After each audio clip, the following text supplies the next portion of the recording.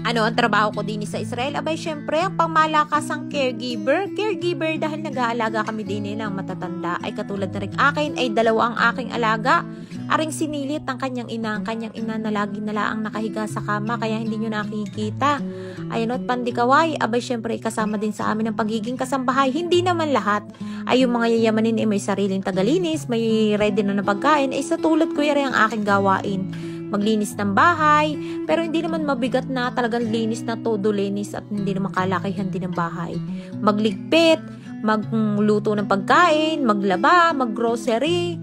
Ayan ang aking gawain din. Hindi ayos lang naman na rin sa akin, wala namang problema. At hindi naman mabigat na gawain at hindi ko naman na rin ginagawa araw-araw maglinis.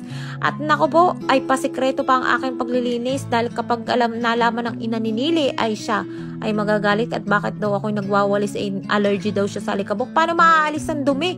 At alikabok kung hindi magwawalis at maglilinis at magpupunas? Ay kapag hindi naman niya alam ay hindi naman niya siya nag-iinarte, kaya kapag ako naglilinis at nakita ni Nili ay sinisinyasan ko na si Nili, nasabi ko huwag maingay at huwag sasabihin sa kanyang ina na ako'y naglilinis. Ayan nga at ang aking gawain ay kaunting palis-palis lamang, punas-punas at dahil dadating nga yung maggagawa ng TV, yung magpapalit ng TV ni Nili, maglalagay ng bagong TV ang technician at nung kabilangang linggo ay nasira ang TV ni ng kanyang ina doon sa kwarto. Aba ay nakigaya at nainggita rin TV ni Nili at nasira din. Ay syempre tarila ang kanyang libangan, kaya naman kailangan palitan ng bago. At hindi nga din naglalalabas at nakakapasyal ay di nila ang kami maghapon sa bahay. Garni ang buhay. Maging OFW ay tunay na sakripisyo. At lalo na sa aking trabaho, ayan ay hindi mabigat sa katawan. Pero ang suko lang ako din nga ay sa mayat mayang paggising sa gabi hanggang umaga ay maraming gising dahil sa pag-asikaso ng ina ni Nili. At syempre, at hindi lahat ay kaya ang aking trabaho, lalo na sa mga tao ay naku, nahulog ang Christmas tree ni Nili. Dili araw-araw ay Pasko at araw-araw may Christmas tree. Ayan, tulad nga ng sabi ko, hindi lahat ay kaya ang aking trabaho, lalo na sa mga mahihina ang sikmura.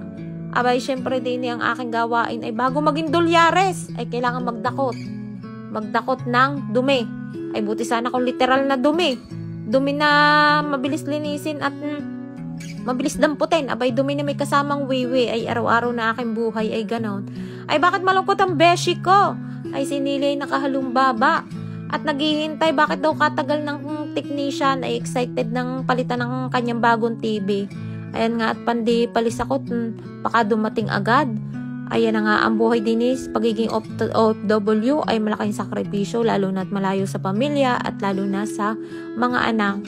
Pero syempre, kailangan magtiis, magtiyaga at kailangan ng maraming pahaba ng pasensya.